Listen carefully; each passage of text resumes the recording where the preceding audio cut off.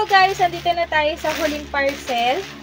Itong parcel na to ay from Ikay Thrifts. Yan, kay Ikay. So, manipis lang siya. Tingnan natin.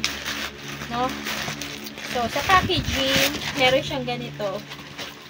So, iba-iba sila ng style ng pagpapackage.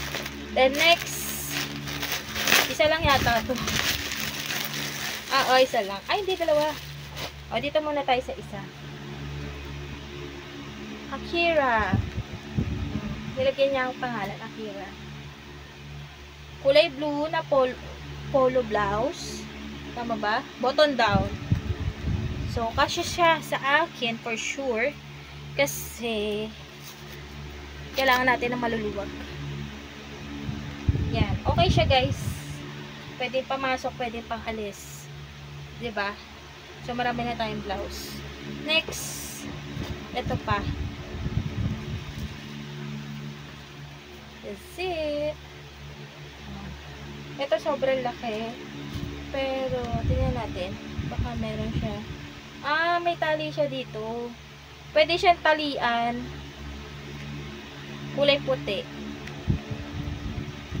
Diba? Siya magsasabing pre-love yan.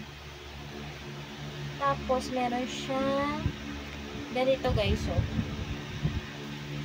Ayan. Para, kasi siya, off shoulder. Ayan, pag ganun siya. So, yun. Ganda lahat, guys. So, kailangan mo lang ng doble dito. So, that's it, guys. Itong blouse na to is from Ikay Thrift. Yan. Itatag ko sila dito, guys.